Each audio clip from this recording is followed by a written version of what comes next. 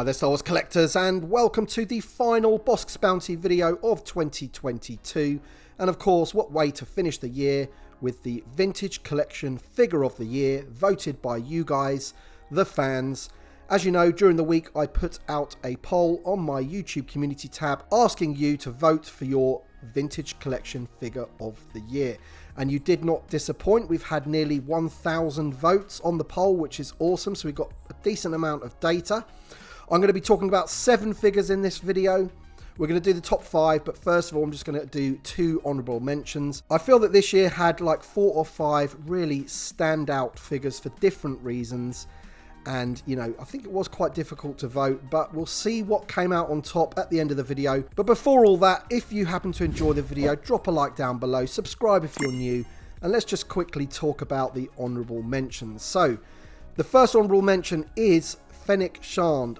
Now, she is VC 221, came out earlier in the year, absolutely brilliant figure, loads of accessories, swappable head and helmet, really, really nice figure this one, and she received 4.1% of the vote. She was actually level with the other honourable mention, which is the Death Watch Mandalorian Airborne Trooper from the Clone Wars, VC 247. This is actually one of my personal favourites. Once again, it got 4.1% of the vote. Really, really good figure, this one. It's got the new style hips, excellent paint apps. It just looks the business. Really good army building figure, this one. So that's your 2 honourable mentions. Now we're just going to get straight on to the top 5 that you guys have voted for. And in 5th place, we have the Death Watch Mandalorian from The Mandalorian. So this is the realistic style version one. It's VC 219 in the line, and it got 5.3% of the vote. Really good figure. In any other year, this one could have come out on top. Fantastic figure. Again, decent army building figure. All the articulation that you ever want, and just a standout release in the line. In 4th place, we have Boba Fett Morak VC 252. I believe this was an exclusive, I think. And this one got 5.7% of the vote. I love the card back on this one. Really, really good. And it goes with lots of other figures that we've also had. We've had the Din Djarin and Migs Mayfeld in those disguises from that very scene.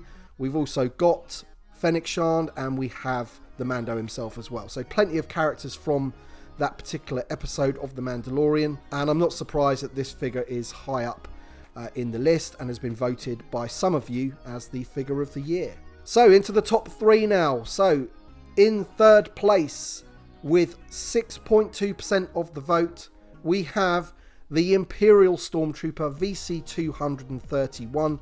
Some will say the definitive Stormtrooper, others will say that he's now missing the new style hips, which is, yeah, whatever. It's still a great Stormtrooper on that classic Star Wars chase. Almost like a 12-back vintage Kenner card back there. Awesome. Needed that one for ages in the line. And I'm not surprised that it's been voted by many of you. So 6.2% of the vote isn't a small number whatsoever. A decent amount of you thought that this was figure of the year. In 2nd place with 10.5% of the vote is Boba Fett from Tatooine. This is the Book of Boba Fett version of Boba Fett. He came in the deluxe style box, so even though he's not on a card back, he was still voted as, you know, figure of the year in many of your eyes. And let's face it, it is a phenomenal figure. I find it difficult to decide which of those I prefer, the Tatooine one or the Morak one. They're both amazing figures. Of course, they share a lot of the same parts, but fantastic release. You get the Stormtrooper helmets and the rocket effects and things like that. But I think just the figure itself is a absolutely stellar figure, and in any other year, it could have, you know, finished in 1st place for figure of the year. So, who's made it into 1st place? I don't think many of you are going to be surprised.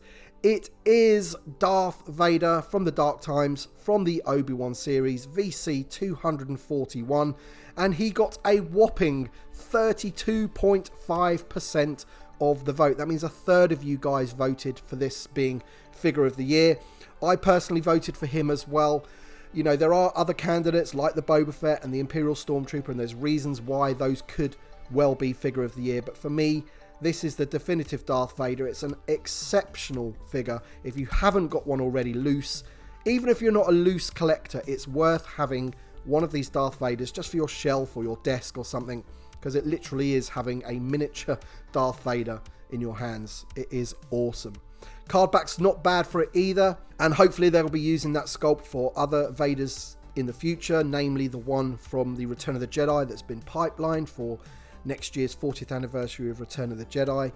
And of course, if they ever do the Redemption Vader, the all-white one like they have done in the Black series, this would be the perfect sculpt to do that as well. So lots of future use that they could get out of this sculpt, and you know, I'm quite happy with that because it is an absolutely brilliant Darth Vader.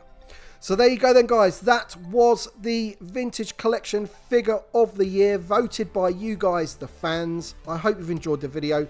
I just want to say a massive thank you to everybody that supported my channel from the beginning, but particularly in the last year as well. Thank you for watching my videos. Thank you for dropping likes. Thank you for being Patreon supporters and channel members. The support is just immense, and I just can't thank you enough. And I also want to say a happy new year to all of you. I hope 2023 is awesome for you and your families. All the best, guys, and we'll see you on the next one.